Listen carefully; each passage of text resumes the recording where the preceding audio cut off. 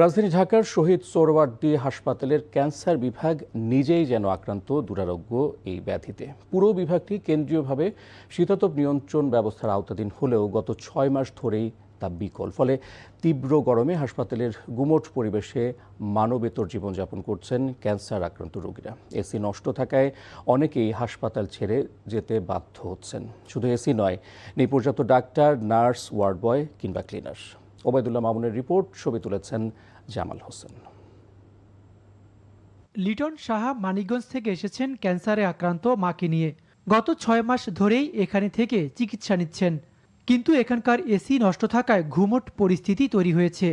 পুরো ওয়ার্ডে ভ্যাপসা গরমে কেমোথেরাপি দিতে আসা রোগীরা কষ্ট পাচ্ছেন।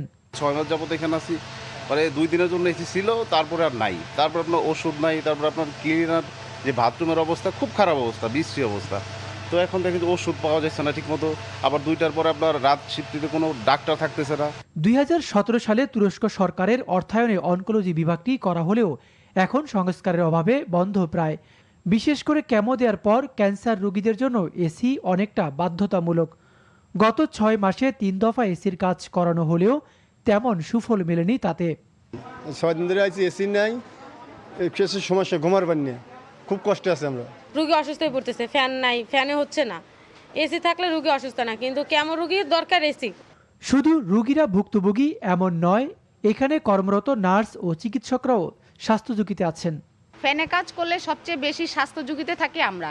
কেন, কেমোথেরাপির মেডিসিনের যে রেডিয়েশনটা আছে ফ্যানের বাতাসে ইনহেলেশনের মাধ্যমে এটা আমাদের শরীরে প্রবেশ করে। সিভিয়ারলি ডিস্টার্ব হচ্ছে বেশ কয়েক মাস ধরে।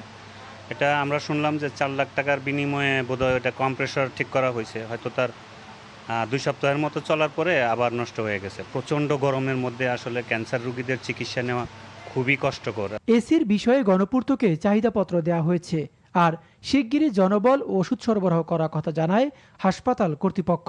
গত 3 দিন আগে সমস্যা দেখা দিচ্ছে, আমরা ইএমকে জানাইছি, ওনারা অ্যাজ আর্লি অ্যাজ পসিবল এটা ঠিক করে দেবে আর কি।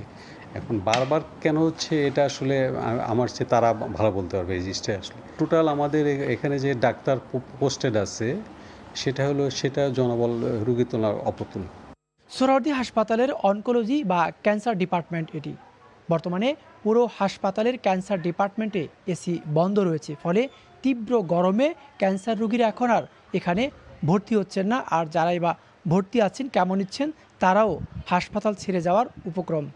Obaidullah Mamun, NTV news, Dhaka.